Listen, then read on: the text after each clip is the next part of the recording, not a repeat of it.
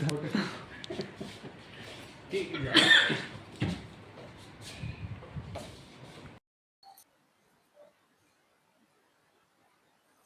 को नमस्ते।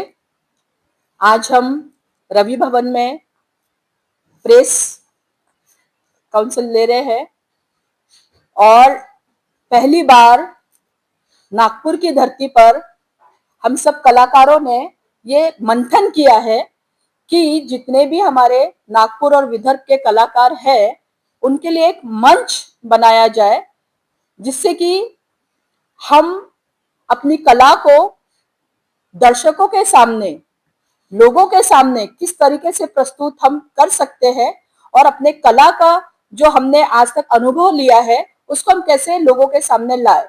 तो हमारा आज का जो पत्रकार परिषद लेने का जो हमारा उद्देश्य है उसका टाइटल है कला का मंच आपके संग, और आयोजक है अलका पोपटकर।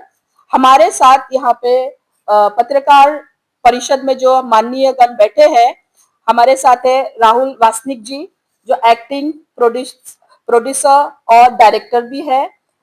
इन्होंने काफी मूवीज में काम किया है, डॉक्यूमेंट्री फिल्म्स में काम किया है। आगे हम इनका परिचय आपको बताएंगे। हमारे साथ है सागर डोबरे जी। आपने संगीतकार है, ये खुद लिखते भी है और वो गानों को वो प्रोडक्शन में म्यूजिशियन भी उसके लिए करते हैं। और हमारे रोशन जी बोरकर जी है, उनका भी गीतकार है, लेखक है। और हमारे बीच में हमारे वर्गीस जी मैडम है, मैरी वर्गीस मैडम है, ये भी एक्टिंग के क्षेत्र में है, अदाकारा है।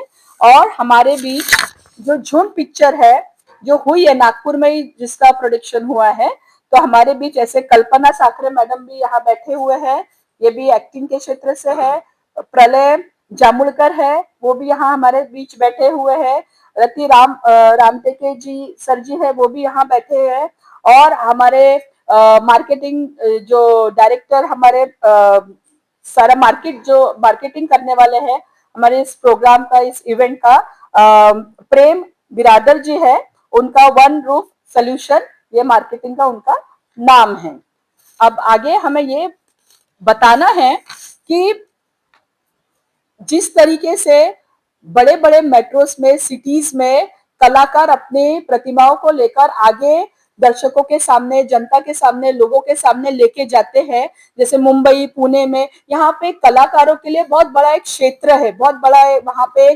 उनको मार्गदर्शन भी मिलता है और बहुत अच्छा उनको वहाँ पे वो अनुभव लेकर अपने कला को और आगे भी ले जाते हैं। लेकिन हमारा विदर्भ, हमारा नागपुर उप राजधानी रहने के बावजूद भी यहाँ पे कलाकारों की बहुत ही क्या कहना चाहिए, जो दशा है वो सच में बहुत दर्दनीय है। और हम कलाकार होने के कारण हम उनके दर्द भी समझ सकते हैं। तो हम सभी ने ऐसा सोचा है और ऐसा मंथन किया है, सब कलाकारों ने, हमने एक जगह मीटिंग लेकर, कि हमारे नागपुर में भी विदर्भ लेवल पे बहुत अच्छे डायरेक्टर, प्रोड्यूसर्स है, म्यूजिक डायरेक्टर्स है, और हमारे यहाँ पे कला की कोई कमी नहीं है। हमारे नागपुर में भी अच्छे अच्छे कलावंत है, हर क्षेत्र में कलावंत है, एक्टिंग के क्षेत्र में है।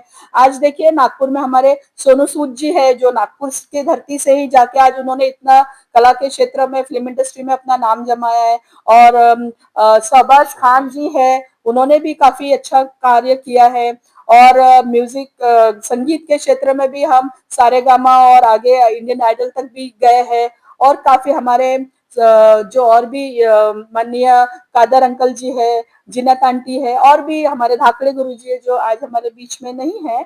लेकिन हमने इन सब बड़े बड़े कलाकारों को देखा है और हम यही चाहते हैं कि कुछ हमारे जो कलाकार भविष्य में आने वाले जो हमारी पीढ़ी है उनको भी एक अच्छा प्लेटफॉर्म मिले, और हम उसके लिए प्रयत्न कर रहे हैं। तो हमने एक ऑडिशन रखा है नेक्स्ट मंथ, तो हम उसके लिए आज हम यहाँ पे पत्रकार परिषद ले रहे हैं।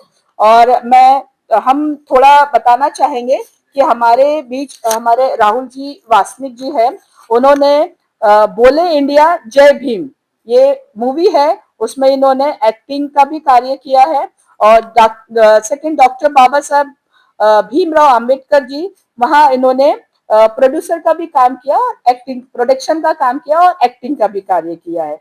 फिर एक कोरोना के समय बहुत ही मार्मिक फिल्म बने थे, डॉक्यूमेंट्री फिल्म थी वो, उसमें तालाबंदी नाम था, उसमें 7 अवार्ड मिल चुके हैं, 3 इंटरनेशनल अवार्ड मिले और 4 नेशनल अवार्ड मिल चुके हैं। उसमें भी इन्होंने विलन का किरदार बहुत ही सुंदर किया है।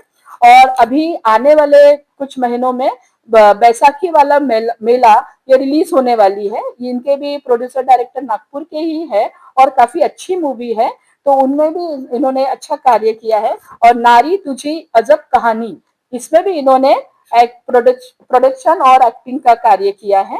फिर हमारे सागर जी है, हमारे यहाँ पे मारबत है ना, पोले के समय हमारा बहुत हमारा महाराष्ट्र का नेशनल हम वो त्योहार के हमारा राजकीय त्योहार है। तो पोले के समय जो हम मारबत निकालते हैं, तो इन्होंने बहुत अच्छा उसमें घेऊन जागे मारबत करके 2 सॉन्ग है, वो इन्होंने खुद लिखा है, खुद इन्होंने कंपोज किया है और गाया है। और भक्ति गीत भी ये गाते हैं और नाना क्षेत्र के जो संगीत गीत होते हैं वो लिखते भी है और वो उसमें गाना भी वो गा के उसको रिलीज करते हैं। और हमारे रोशन जी है, वो भी उनको भी गीत का बहुत अच्छा नॉलेज है, वो भी लिखते भी है और गाना भी गाते हैं। जून पिक्चर में भी हमारे कलाकारों ने कार्य किया है। और मैं अपने बारे में भी कुछ बताना चाहूंगी, थोड़ा सा इंट्रोडक्शन मेरा। मुझे फोक डांस में काफी रुचि है, फोक डांस मेरा बेसिक है। और बचपन से ही मैंने भी 4-5 साल की जब मेरी उम्र थी, तब से मैंने डांस, बहुत पहले हमारे समय डांस को उतना नहीं मान्यता दी जाती थी, क्योंकि पहले के पेरेंट्स उतना सपोर्ट नहीं करते थे। लेकिन आज सभी के पेरेंट्स भी उनको, आज बच्चों को कहते हैं कि आप जाओ, अपने उनमें अगर कला है किसी भी चीज की, एक्टिंग, डांस, मॉडलिंग या कोई इंस्ट्रूमेंटल या कोई भी संगीत, तो वो उनको वो आगे लेके जाते हैं। तो मेरी जो रुचि है, मेरी डांस में रुचि है, मुझे फोक नृत्य बहुत पसंद है। और जितने भी स्टेट लेवल के फोक नृत्य है वो सब मैं सिखाती भी हूँ। मैं एनएडीटी में कमिश्नर आईआरएस लोगों को भी डांस सिखाती हूँ, डीआरएम जो अपने फील्ड के जो डब्ल्यूसीएल में हमने काफी लोगों को डांस सिखाया, कोरियोग्राफी किया, हम स्टेज प्रोग्राम भी करते हैं। और मुंबई में भी हमने काम किया है, खजुराहो में भी 1 महीना 1.5 महीना हमने जो इंडियन कल्चर क्या होता है वहां पे भी हमने हमारे डांस के अलग अलग फोक डांसेस वहां रिप्रेजेंट किया है। और सोलन में स्टेट लेवल पे डांस होता है, वहां पे भी हमने, नागपुर से हमारी टीम गई, वहां पे भी हमने कार्य किया है। और ऐसे अनेक क्षेत्रों में हमने कार्य किया है। नागपुर में जितने बड़े बड़े गवर्नमेंट के जितने कॉम्पिटिशन्स होते हैं डांस के, उसमें हम जज बन के भी जाते हैं और हम डांस भी सिखाते हैं। और मेरी स्पेशलिस्ट ये है कि मैं 4 साल से लेकर मैंने 90 साल तक की उम्र के लोगों को अपना जो भी फोक डांस है या सेमी क्लासिकल है वो डांस मैंने सिखाया है। तो ऐसे मैं डांस के क्षेत्र से हूँ, एक्टिंग के क्षेत्र से, संगीत के क्षेत्र से है, और यही लेकर आज हम यहाँ पे बैठे हुए हैं। तो आप कुछ पूछना चाहेंगे तो पूछिए। कार्ड जो भी, हम हर किसी को तो ये देंगे नहीं, जो इंटरेस्टेड है और जो हम तक पहुंचेंगे, यहाँ पे सारी इंफॉर्मेशन लिखी है, नीचे मेरा नंबर भी लिखा हुआ है। और जो इंटरेस्टेड है वो हमें कॉल भी करते हैं, हम उनको व्हाट्सएप पे, ये पूरा ट्रांसपेरेंसी है, हम उनको व्हाट्सएप पे ये भेज देंगे।